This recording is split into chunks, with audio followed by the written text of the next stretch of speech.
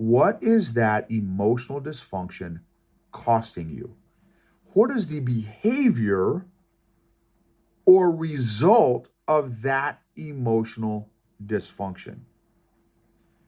How does that emotional dysfunction show up in your life personally and professionally? Welcome to the EQ Gangster podcast, where you will learn practical tools to grow your mental and emotional health and intelligence to be the best version of yourself, both at work and at home. It is real, raw, and transformational. The journey of emotional growth isn't easy, but it's worth it. I believe in you.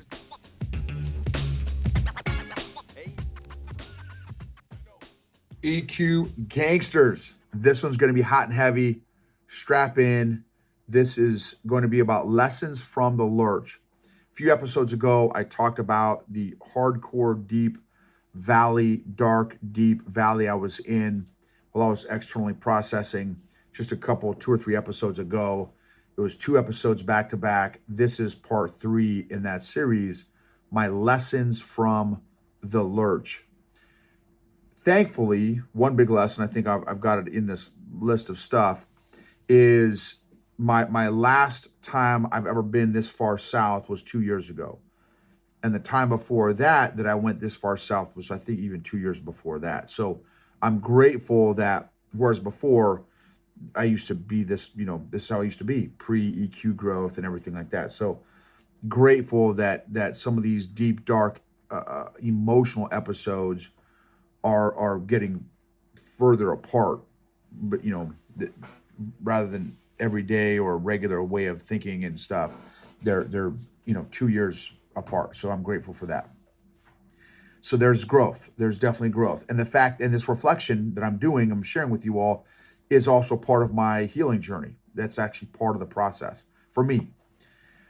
And I think it's helpful for everybody to do the reflections anytime you find yourself in a lurch, in a bad spot, to do reflection. What are my lessons? How have I grown? What did I learn when I was in the valley, right? Which I've done some episodes on that too, lessons from the valley. So this is lessons from the Lurch. I got a whole list of them. If you're watching on YouTube, you can see me looking at my notes, so just bear with me. Number 1, undealt with or unnoticed emotional injuries increases the likelihood of getting triggered with little to no warning and possibly little to no control. Again, based on where your EQ is at the time that you get hit with triggers and stuff. That's number 1. Next, here's some couple questions based on that one. Can you identify any unaddressed emotional injuries to at least get them on your radar to start becoming more aware of them, to at least start filing or categorizing them, not necessarily to start working on them yet, just to become aware of, okay, man, you know what? I haven't worked on this one yet. I haven't dealt with this one yet. Have you done that? Have you done an inventory, an audit of emotional injuries that you have not started working on yet? It might not be bad, just to put them in a safe place on a shelf, so that when you feel like you're mentally, emotionally, physically ready to pull this one off the shelf and start working on it, either with yourself or a professional, you'll at least have them inventoried and cataloged. Okay. Next one, depending on the size of the injury, seek professional help. So for those bigger emotional injuries that you've experienced in your life, I strongly encourage to get professional help. Maybe on some of those smaller baby ones, maybe you can start tackling some of those on your own, just to start developing some emotional resilience, some emotional agility, some tools. That's fine for those little base hits. But if it's the big ones, the big, more traumatic ones, definitely I encourage you to get professional help for those, to help them walk you through those things. What type of action plan can you put together to start working on and healing those emotional injuries once you've done that emotional audit and categorizing those emotions? What type of action plan can you start putting together with dates and stuff? Maybe you meet with somebody once a month. Maybe you meet with them once a quarter. Maybe you start journaling. Maybe whatever it is, whatever you come up with, but put together some action steps. Put some dates on the calendar to start getting some traction. What you don't want to do is, again, unaddressed emotions don't get better over time. They actually compound. Another lesson. Prevention cost is far better and far less than destruction cleanup cost. An ounce of prevention is worth a pound of cure. I don't remember how that works, but that whole thing, right? The cost it takes to prevent an emotional 10 is way cheaper and way easier, way better, even though it's hard, than it is to try and clean up the cleanup cost of damage and destruction that may have arisen from an explosion that you had or whatever. There is comfort. Okay, this is another massive lesson. There is comfort in the dysfunction that we know and have been friends with, and in some cases for decades. There is comfort in the dysfunction that we know and have been friends with for decades. There's comfort in the dysfunction. Super fascinating thought. It's true. Next one. Therefore, there will be a part of us that does not want to change the dysfunction because it is the comfortable dysfunction that we know versus the uncomfortable dynamic of the unknown of healing. So be aware of where the resistance to change is in your own life. Be aware of where the resistance to change is in your own life. Pay attention to it. Notice it. Observe it. Remain curious. Where are those areas? Nope, I'm not giving this up. No. You can fix this area. You can fix that area. You're not fixing this area. Why?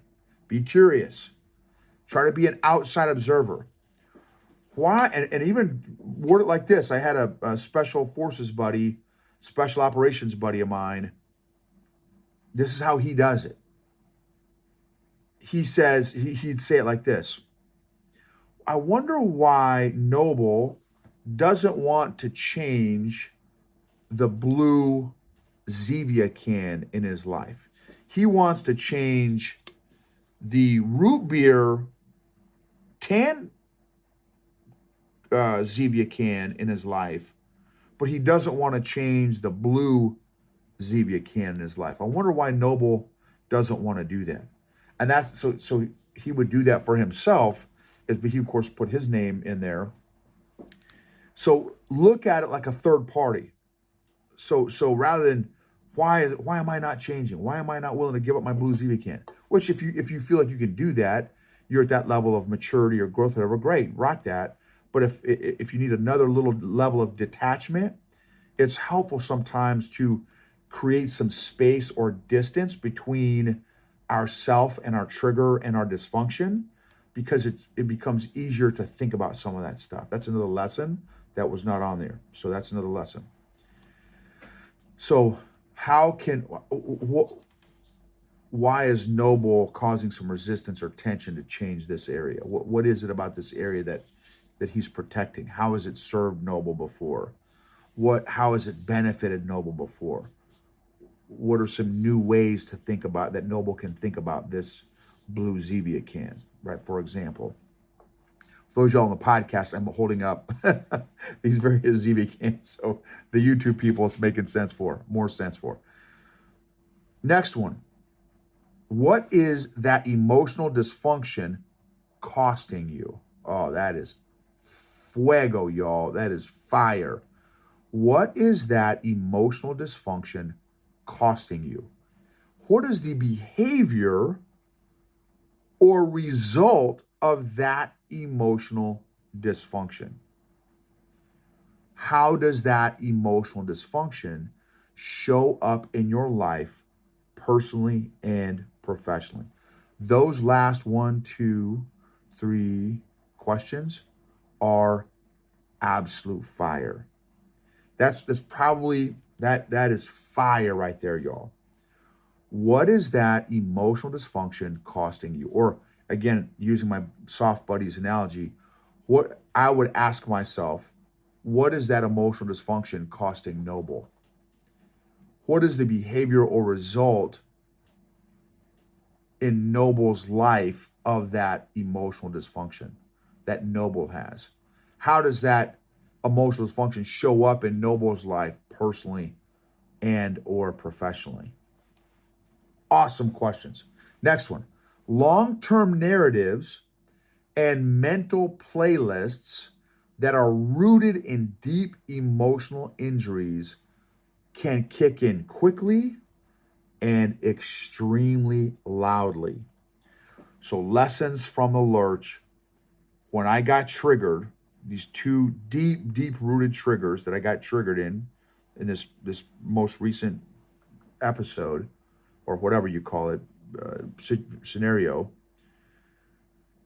my old narratives from those deep rooted emotional injuries that probably two of my biggest ones ever, they both got triggered within 5 minutes of each other. And those old scripts and playlists came slamming back like almost immediately with no notice. It didn't feel like there was a whole lot of notice. It's like that 100-foot wave tsunami. The waves coming from that tsunami came smashing on my mental, emotional, and physical shores. That again, they kicked in quickly and loudly. So here's some questions. What long-running and or deep-rooted beliefs, narratives, scripts, or playlists can you identify? So that's, again, maybe not to work on them yet, if they're super deep in whatever, just to identify them. Can you just identify? Okay, I see you. Not hey, let's spend some time together. Let's work together. Let's do some work together. Let's see if we can help each other out here to start the healing process. Hey, can I? Oh, I see you. Okay, I see you. I see you. Hey, blue Zevia can. I see you. Hey, orange Zevia can. I see you. Hey, tan Zevia can. I see you. Again, not to start working with them, not to start healing them, just to acknowledge them. What new beliefs, truths, and scripts do you need to create to combat those negative narratives, beliefs, and scripts?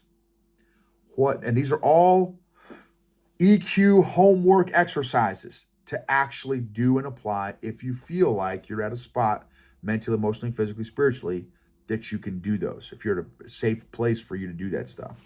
Again, if you're not, start with the low-hanging fruit. Start with the easy ones, not the big, heavy, deep ones. Next one. One's mental state and emotional state can change very quickly, up or down. So just, and think about that too. Just in a regular day. So forget about all this, oh man, this heavy stuff, whatever.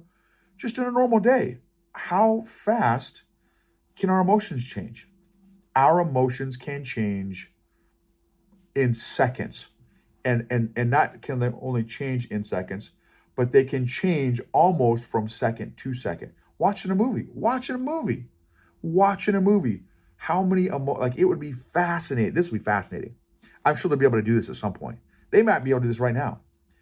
To put on some whiz bang neural gizmo, AI, whatever, and as somebody is watching a movie, to actually plot. This would be a brilliant $1 zillion idea maybe for somebody out there, not for me. To track what are the actual emotions that pop in somebody while watching a particular movie as the movie real time is going on. Oh, here's these emotions, here's these emotions. Oh, there's these emotions, here's these emotions. Oh, here's some emotions here. How fascinating would that be? Okay, so our mental state can change very quickly. Mental and emotional state. Two of my biggest, deepest triggers happened within 5 minutes of the other. They almost had a catastrophic impact and effect in my life, and therefore other people's lives as a result of it happening in my life. I had no idea that two of them would be triggered back to back in a 5 minute time span from two of the closest people in my life, which adds to the effect and impact and severity and intensity of these emotions. One was from my wife, one was from my daughter. The roots of those emotional injuries I've been dealing with for decades. They're deep, deep ones that I'm still working on. Clearly, still working on, still need to work on. The two triggers occurred almost on top of almost 3 months of a low key depression that I've had. One is an energy level. I've had some really kind of low energy levels. I'm still figuring that out. I've got to tweak my diet. I got to start eating better. And just my energy levels have just been low for a few months now.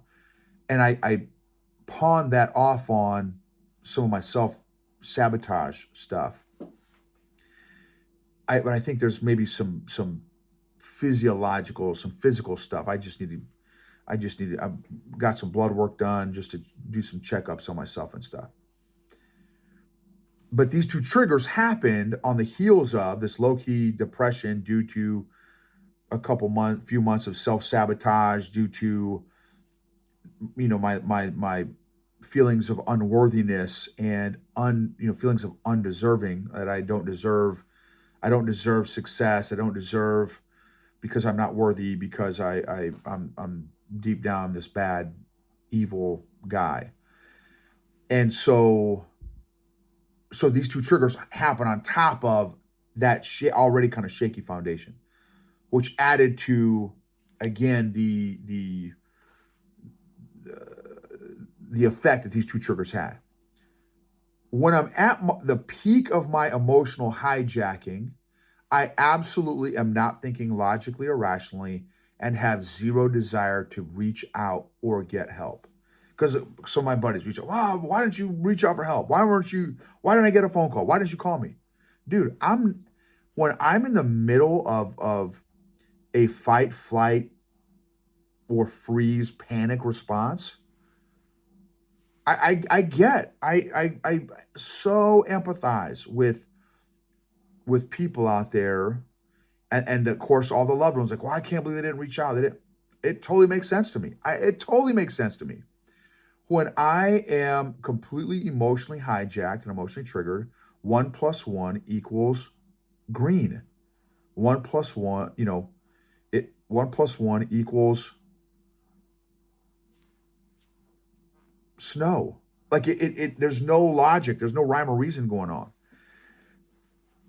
And anyway, so there's that another insight there. If I'm going to reach out and get help, I have to do it before I reach that peak. And of course, the goal is, over time, as I get healthier emotionally, that my peak changes. That instead of going to a 10, I go to a 9, and then I go to an 8, and then I go to a 7. Right? So that hopefully 5 years from now, when I get amped up, I'll go to a 4 or a 3, which that's already been happening. So it's just that, so now if I get amped again, I am only going to a 4 or 5. It's just when I have gotten super triggered, it is still going to a 10. Now, I'll say that it's not going to a 10 the normal way. Normally, how I would do it pre-EQ was I would yell and scream and like I'd go nuts. So thankfully, I did not yell and scream at anybody. I actually, well, that's part of my lessons, but I went in. I went inside. I withdrew. So I've got to get to a point in my self-awareness where I catch myself before going to a 10. That's when I can reach out and ask for help Once I'm at a 10, it's like, again, in jujitsu, when I'm rolling with somebody, a white belt spaz, we call it the white belt spaz, and a white belt brand new in their first month, and they come in all aggressive, just like berserker, juggernaut, you know, flexing for 5 minutes straight, 6 minutes straight during that roll, and I'll stop them in the middle of the roll. Hey, hold on, stop. Listen to your breathing. And they're like, okay, you see your breathing. Your breathing, your rolling is matching your breathing. You're breathing freaking out, you're rolling freaking out. And neither one of those is good for rolling. So slow your breathing down. It'll it'll it'll chill your rolling out, your performance out, so you'll be able to roll and think more clearly. And guess what they do as soon as we bump knuckles and start rolling again? They go right back to it. Why? Because their nervous system hasn't been trained yet. So I stop them again. Okay, stop. Listen to your breathing. What did we just talk about?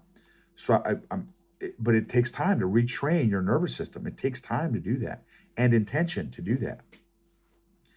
So, okay, so I got to grow my self-awareness so that I can catch myself before going to an emotional 10.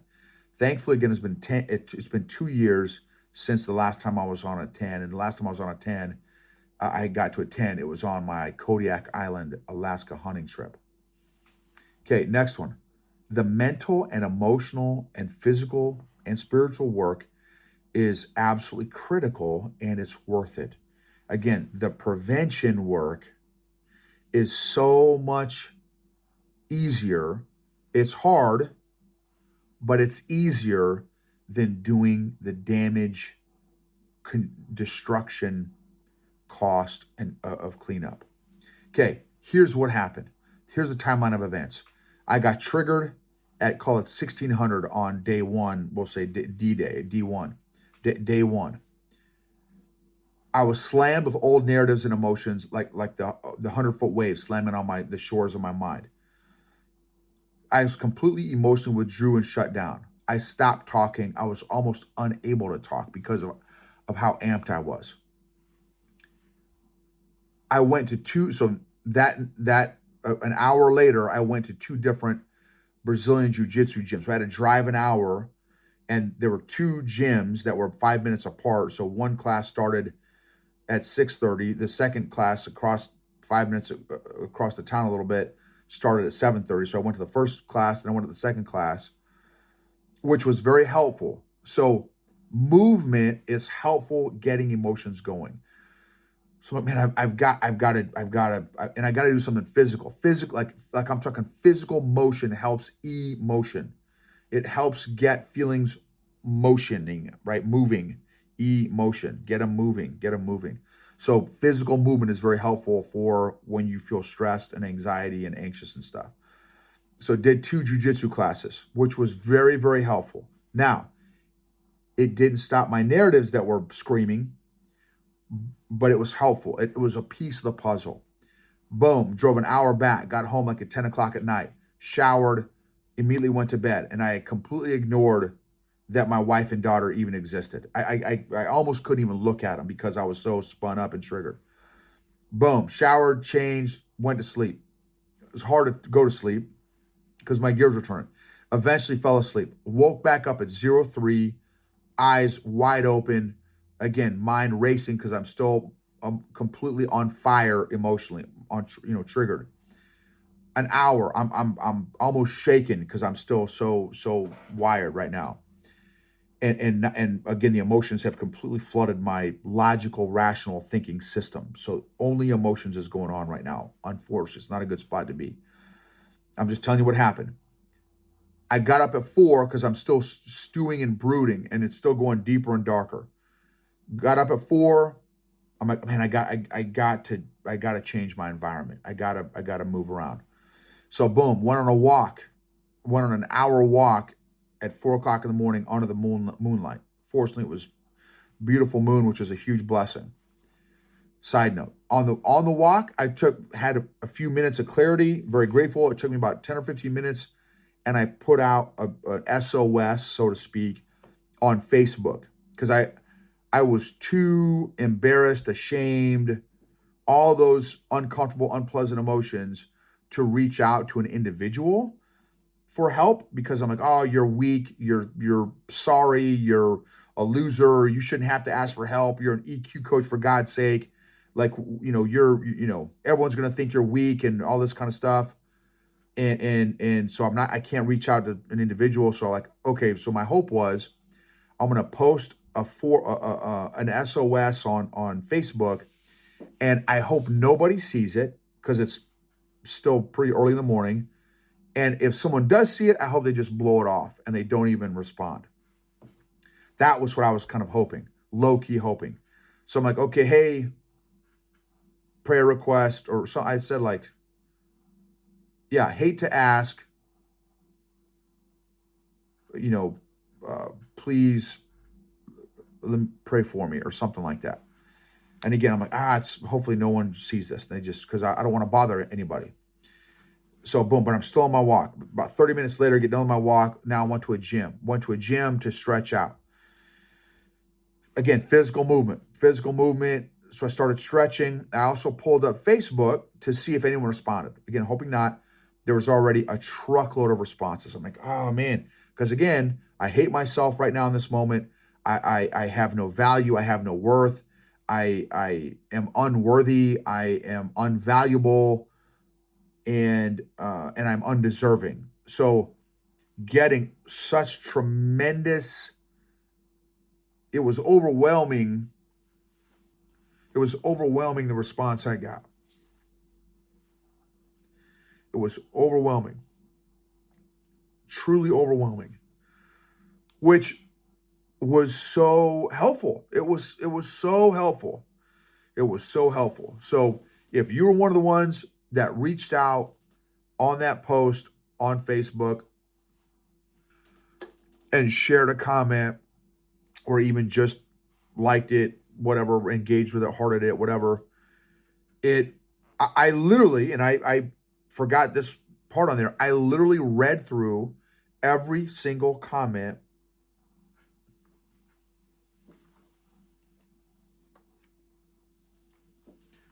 at least 5 different times and cried most of the time reading the comments. So it was incredibly helpful and healing just to get that kind of support. Social support is massive. Again, I hated myself for asking for it, and I'm so grateful that I did. So boom, pulled up the messages, so encouraging. I also pulled up comedians on Instagram. That's not a channel, but like I started finding reels with comedians in it, because laughing is healing. And it also helped change my brain chemistry in the moment, and started to, again, it was another piece in the puzzle of talking me off the cliff, so to speak, of getting me from off of that 10 to a 9 and an 8 and a 7, right? Gradually allowing those strong, intense, uncomfortable, unpleasant emotions to start dissipating. I pulled up the YouVersion Bible app and started reading some Bible verses. Then I went back home after, I don't remember how long all that took, but that was took some time and also helpful. Went back home, still coming out of the lurch, but only a couple notches. But it definitely is, we're moving in the right direction now. Then I went back home and took another nap, because this is all super intense. Emotional work has a physical impact. Emotional work has a physical toll on the body. So if you don't think emotions affect the body, try that. You know what I'm talking about. When you cry, you're smoked. When I cry, I get tired, physically tired after I cry. So I took a nap.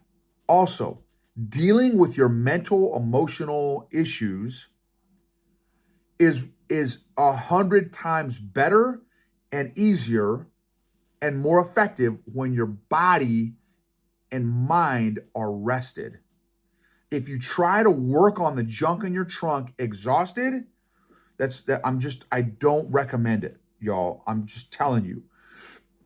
I don't recommend tackling any of your mental, emotional challenges or work that you got to work on from a state of exhaustion. It is not a good recipe. So took another nap. Woke up. I'm still in the lurch, but not. So we're all these are helping bring the notches down, bring it down. Went outside and built a fire. There's a lot of psychology in that. So one, for me, I call it Ranger TV. It's what we did in Ranger School. We would watch our fires because I went in winter Ranger School and it was below 30 degrees and they let us do fire barrels every now and then. And you would just zone out and stare at the fire like a zombie. It's therapeutic. Fires are therapeutic. The other psychological effect is I built the fire, so I had to go cut the wood, and then I had to go and build the actual fire, and I had to get the little kindling and right all that. All that is taking my mind off of emotions and onto logical, physical work. I'm moving. And also it's giving me a feeling back of control. The more emotional I am, the more out of control I feel because my emotions are in control. They're driving and not Noble because I am not my emotions. You are not your emotions. I experience emotions, but I am not my emotions. So when I am emotional, my emotions are now driving the steering wheel of Noble's car. Noble is in the back seat, or in this case, for me, I was in the trunk, I was strapped to the roof, while my emotions are driving this car at a high rate of speed on an interstate with traffic, which is dangerous. So building that fire helped me to start feeling back in control. It's helping the logical side of my brain to slowly get more and more control over and get balance back between the emotional side of my brain and the logical, rational side of my brain. So boom, that was something that I did, built a fire. While the fire was going, I had built the fire up, it was going, started, it was beautiful, it was awesome, giving me therapy, helping me out, helping me reflect. I think better around when I'm looking at a fire. I just think better. It helps me to reflect better. Another thing I did, remember Tony Robbins, I watched a Tony Robbins reel. One of these Tony Robbins clips he said was this: rage and anger can't happen at the same time as gratitude in your brain. It's oil and water. They can't occupy the same space. You can't be in a state of rage and anger and a state of gratitude at the same time. It's got to be, it's one or the other. I'm like, okay, am I rage in this aspect of my life? Yes, massive rage was going on. Massive fire in my being over this one sliver of my life. But I'm like, Noble, this one area is massive rage. In 99% of the rest of my life, I've got so many things to be thankful for. So which honestly added to the guilt of me, like I shouldn't even be raged right now because I have so much to be thankful for. But again, I wasn't thinking logically or rationally. So I'm like, okay, I've got to just vomit. I so busted my phone and wrote down on my phone everything that I was grateful for in the moment while I'm watching this fire go. While I was feeling the fire and watching the fire, I started writing down dumb stuff. Grateful for my beard. I'm grateful for my tattoos. I'm grateful for my family. I'm grateful for the trees I'm looking at. I'm grateful for the pond water I'm looking at. I'm grateful for this fire. I'm grateful for my friends. I'm grateful. And I just vomited. I don't, and I've got to go back and look. I didn't look, but I vomited a lot of things that I was grateful for. Also, helping bring down notches in my lurch notches, and bringing down. Then, so I'm really starting to cool down. Now I feel like, okay, now I can start thinking logically and clearly, okay, what on earth just happened in the last 24 hours? I finally calmed down enough to where sat down. I said, hey, brought my wife and daughter in here. I said, hey, I need to talk to you guys about what happened to me the last 24 hours. And I said, look, RFR, repentance, forgiveness, restoration. I said, I am so sorry for being emotionally unavailable and ignoring you the past 24 hours.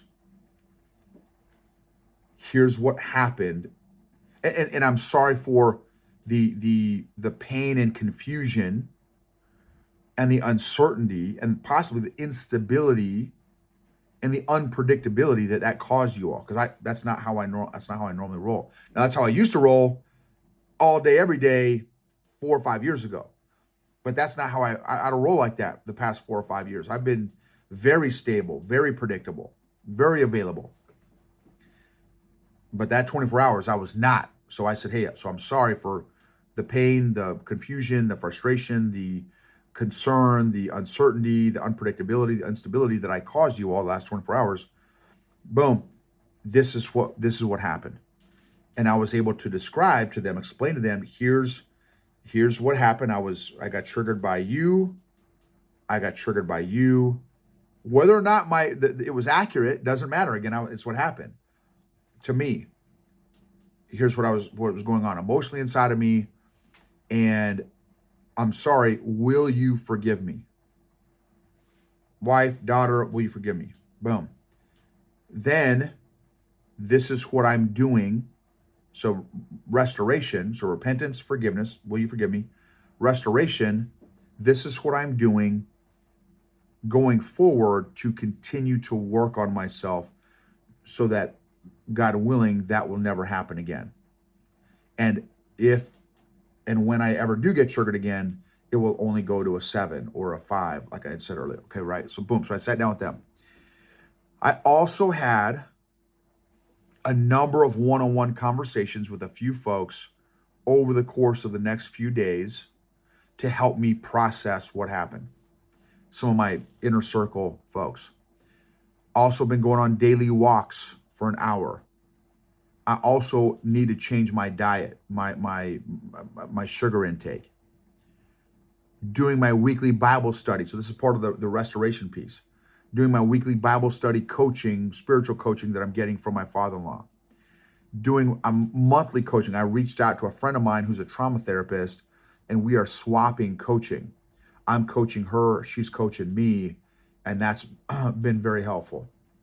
Doing my daily journaling, doing my daily exercises, doing my daily reading. I've got a whole daily personal accountability chart that I'm doing that is helping me work through this season of my life and this episode or whatever scenario that happened. So, which are all very excellent tools that have helped me get back on track sooner rather than later. So anyway, tons of growth that I'm very, very thankful for. These valleys, when they come up, am I proud of these valleys? Am I happy about these valleys? No, but they happen. They happen. And I hopefully it's going to resonate with somebody out there that maybe when you go through a valley, maybe you'll remember some of these lessons learned. Or maybe you're going to have your own set of lessons learned that you're going to be able to help somebody else out. These lessons wouldn't have come without the valley. So I'm grateful that it happened. I'm grateful.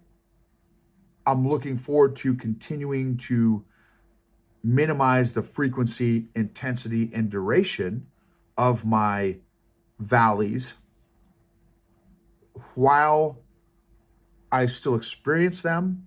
I want to learn from them and grow from them and grow through them and not run from them and be terrified of them like I used to be. If you feel like this episode resonated with you or somebody else, man, please share this with them. That may something in here could help them out, could encourage them, give them some tools or resources, support in their growth journey as well.